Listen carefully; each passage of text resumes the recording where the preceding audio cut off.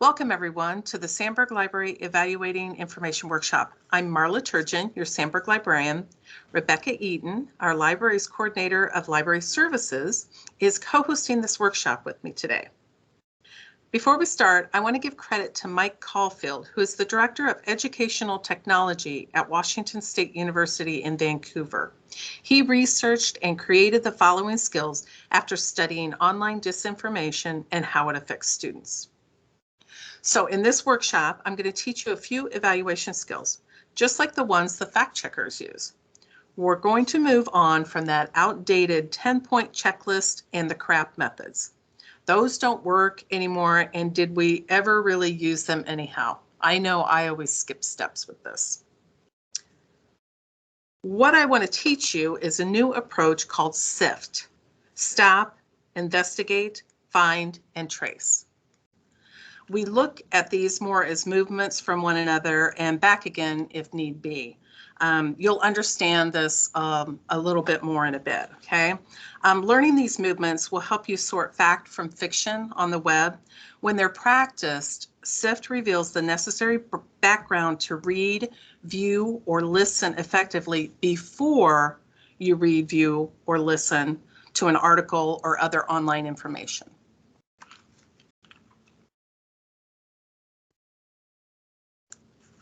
So the first move is the simplest. It's stop, and it reminds you of two things. First, when you hit a page and start to read it, stop, then ask yourself, do you know this website? Do I know this information? And do I know its reputation? Okay. If you don't, use the steps I'm going to show you to get a sense of what you're looking at. Don't read it, don't share it until you know what it is. Second, after you begin the process, it can be too easy to go down a rabbit hole, chasing after more and more obscure facts or getting lost in that click cycle. If you feel yourself getting overwhelmed, then I want you to stop and take a second to remind yourself what your goal is and adjust your strategy if it isn't working, right? Make sure you approach the problem at the right amount of depth for your purpose too. If it's something on social media that seems to be an outrageous claim, then please look into it before you share. And if it's something for a class project, then you need to dig deep and make sure that it's something that's considered a respectable source for your paper. So the I in SIFT is for investigating the source. This doesn't mean you have to do a prize-winning investigation into it before you engage with it, okay? But take 60 seconds to figure out where the information is coming from to help you decide if it's really worth your time to read it. In the Stanford Media Literacy Experiment, professional fact checkers outperformed professional historians and Stanford students in just a few minutes by finding information out on the web. And this experiment used the two websites that are shown here. The first is the American Academy of Pediatrics, and they were founded in the 1930s with a membership of 67,000 physicians. It's considered one of the premier health authorities for children, okay? And then the next one is the American College of Pediatricians. They were founded in 2002 with a membership of 500 physicians. This group was founded to protest the adoption of children by same-sex couples. Okay, it's considered a hate group by the Southern Poverty Law Center. Now, they're completely different worlds, so it should be easy to tell the difference, right? No. Half of the historians weren't sure which site was more credible. 65% of the students chose the site that's considered a hate site to be the credible source, but 100% of the fact checkers got it right, and they did it in just a few seconds. And you're probably asking how? Well, they Googled the sites. They asked themselves, who are the people publishing the information? Now, here's a screenshot of their Wikipedia pages. And yes, the librarian, I'm using Wikipedia, and I'll explain why I use it in a moment. The point is not to look at what the group's website says about itself, right? Go out to the web and see what others are saying about it. That's where you're going to find out the truth about the site. Now, most fact checkers will use Wikipedia as a starting point. While Wikipedia should be approached with caution, it's often the best source to get a consensus viewpoint on a subject. Okay, the Wikipedia community has strict rules about sourcing facts to reliable sources. And because authors are supposed to adopt a neutral point of view, its articles are often the best available introduction to a subject out on the web. So now I'm going to show you the Wikipedia trick. Okay, I found an article in a publication called The Hill, and I don't know the source. So I'm going to go to the browser bar and I'm going to take out everything after that initial domain name, everything after thehill.com as shown in that second screenshot there. Then I'm going to add a space and then type in Wikipedia, and that's shown in the third screenshot there. Then I hit enter, of course, on my keyboard, and the search is going to float the Wikipedia page to the top of the page's results. Okay, so it turns out that The Hill is one of the largest independent political news sites in the US, and it was founded 26 years ago. Notice on the screenshot the writers for this publication. They're from both political parties. So overall, my findings find that it's an unbiased and respected news source, okay? So even if you're questioning the Wikipedia article, you can scroll to the bottom of the page. Every fact in Wikipedia should be sourced to another publication. When you click through those sources, you should be able to verify the facts in the original Wikipedia article. Now, if you want or you feel like you really need to go further than a Wikipedia check, just do another web search for reviews on that original site. Okay. So are there any questions or comments from anybody so far? Everybody doing okay out there? You wanna go to hopefully you can all do this, go and maybe give us a thumbs up or a smiley face so we know you're around.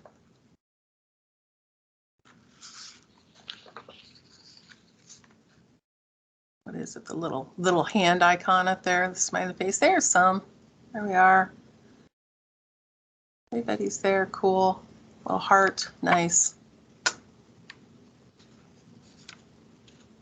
Hey, great. Richard's laughing. Okay, great. Okay, so let's go on to the next slide then. Okay, so sometimes when you investigate the source, like we did in that move 2 with the Wikipedia trick, you're going to find that the source is enough for your needs, okay? At other times, you might not be able to really determine the reliability of the source though. But what we want to do is just get an accurate story on the subject from somewhere, okay? And this is where move 3 comes into play. When that initial source you have is low quality and you just are worried about the claim, then your best strategy is to find a better source overall, right? So to find better coverage, you can do a quick search on a claim or a story that's out there. Just type keywords from the article title into a web search and see if there's any agreement or controversy on the story. If your search shows that the story is being covered by lots of different news outlets, then that's a good sign, of course. And I've got an example here for you. This article claims that a man who was convicted of poaching deer was sentenced to watch the Disney movie Bambi once a month for 12 months while he was in prison. And, you know, I saw this and I asked myself, did this really happen? You know, was this a real judge that sentenced this guy? And then I asked myself, who is this innerstrengthzone.com? I'd never heard of him before. But also at this point, I kind of really don't care about the source. I just want to know if the story is true or not. Okay. So I went out and I just went ahead and searched the keywords deer, poacher, and Bambi into my search bar. And here's the results I got. I got hits from NBC, BBC, and ABC news outlets. And yes, I did click on one of the links and found out that the story is definitely true.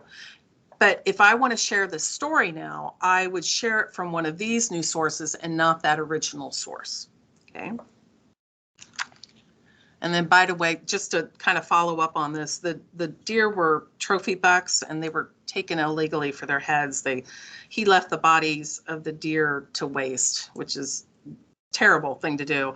And the judge on this case included the special addition to Barry's sentence due to the awful nature of the event, of course. And I think he should have had more jail time myself, because it just drives me nuts that it even happened. But let's go ahead and go on. I'm going to show you some other things now. Okay, so another way to find out if a source is true is by using fact-checking sites. One of my favorites is Snopes. It's really easy to use, and they verify where they get their sources from. It started out as an urban legend debunking site way back when, but now it crosses into most anything you find on the web. It gets into politics and everything. So the two fact-checking sites shown here, PolitiFact and FactCheck, they're both nonpartisan spaces for political information too. So at the bottom of this slide, I've got another tip for searching online and how you can include a fact-checking site in your search query. So I'll go back to the deer poacher. Type in deer, poacher, and Snopes in the search bar, and it's going to float that result to the top of the page for you, okay? There's that image. You can see that at the bottom of the slide. So are there any other questions or comments at this point? Everybody still there? I see somebody has their hand up, Rebecca. Is that for something else?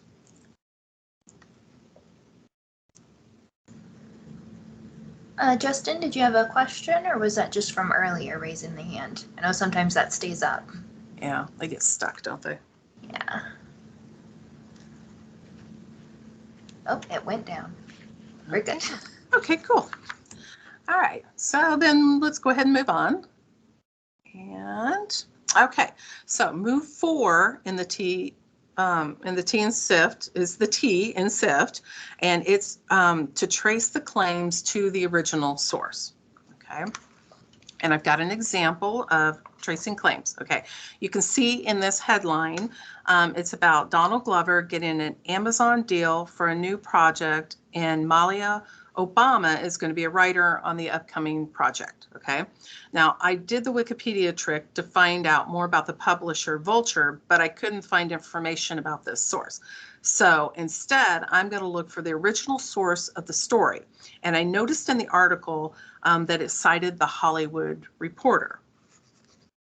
So I went ahead and I clicked to find that original story, and then here's what I found. The original write-up was mostly about the Amazon project, whereas the Vulture article turned it into an article about Malia. Okay, and that's okay, of course. I do want you to see that writers find bits and pieces of other news, and they can take their own spin on it. It's important to note that this is the way that news and information travels. Okay. By the way, I didn't know much about the Hollywood Reporter, so I did the Wikipedia trick on their publication. And it turns out it was Hollywood's first daily trade paper, started back in the 1930s. So it's a trustworthy source for entertainment news. So I can trust what they've said here. But anyhow, the point is that we go upstream to get to the people who are verifying the facts for us. And this is called the original reporting source. Once we find that source, we can invest our time in the article and then really start thinking about the issue.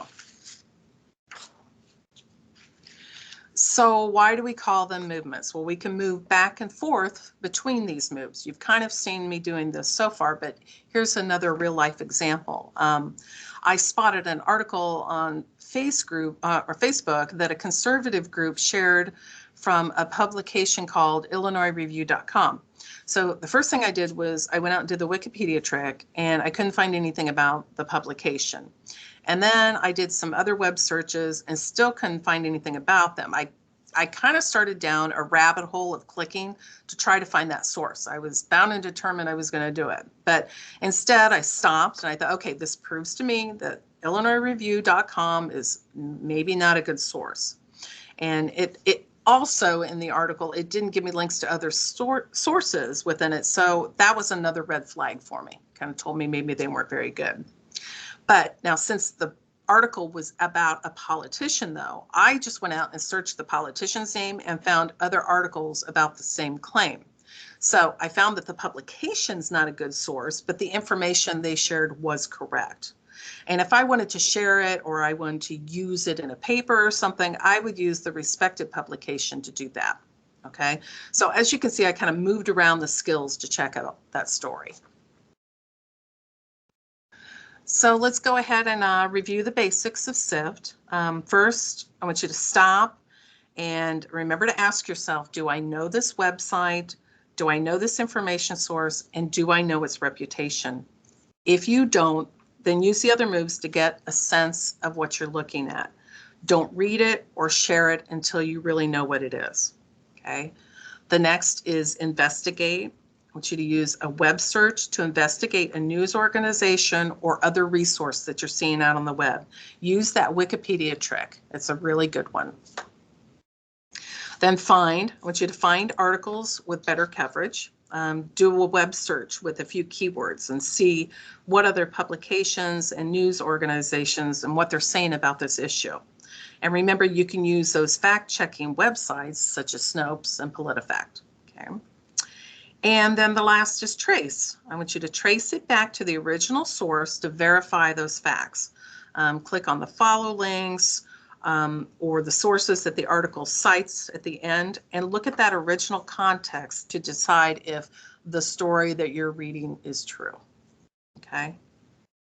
So that's pretty much it for the presentation. It's short and sweet. If you guys need any additional help with anything library related, I want you to feel free to email us at library@sandburg.edu. I know that Rebecca put that in the chat. Also, are there any questions or comments about this? Do you guys feel like you learned something good from this? Those little tips I gave you? It is sound advice. You're right. Yeah, it's probably a lot of these things we were probably doing it and really didn't even realize that, you know, oh, yay, I'm a fact checker. Yay, me.